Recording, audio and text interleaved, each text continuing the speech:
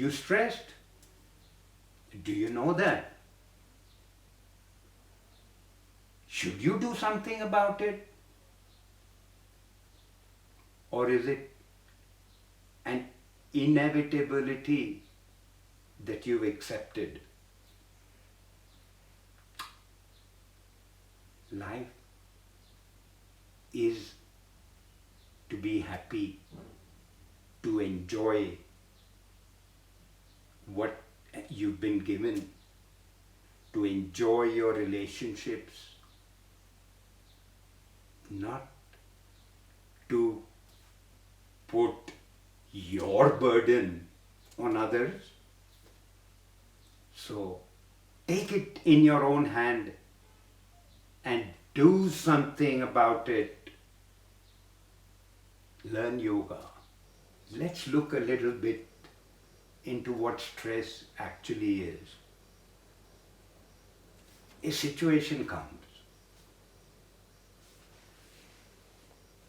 I notice that situation.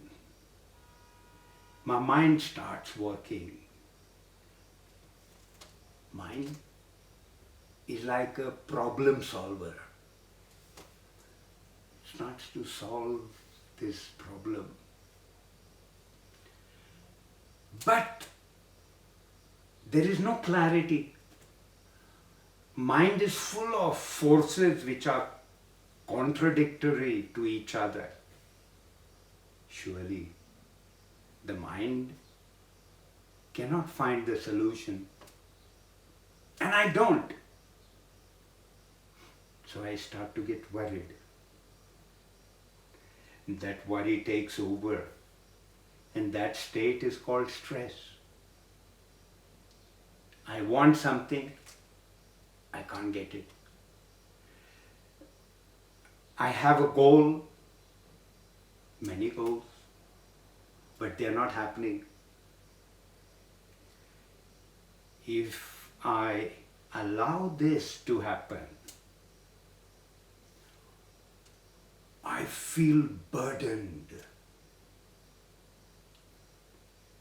The more the burden, the less I become capable of resolving this situation, which is now weighing down upon me. I get up next day with worry. I go to bed with worry. That becomes like me. Is it a way of living? I know it isn't. But like in quicksand, I'm being pulled further and further down. And I start to feel desperate and lose it even more. So there's no sparks of clarity. It's really sad.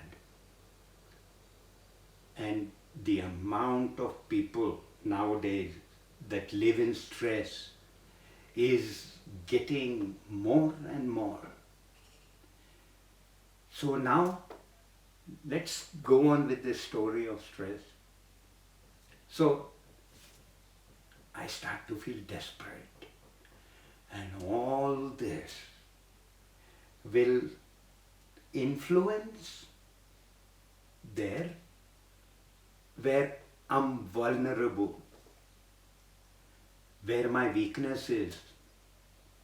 There it starts to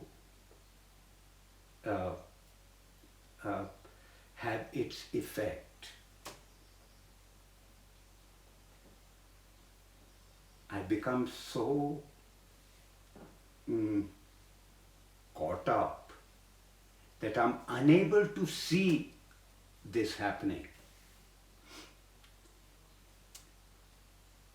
So,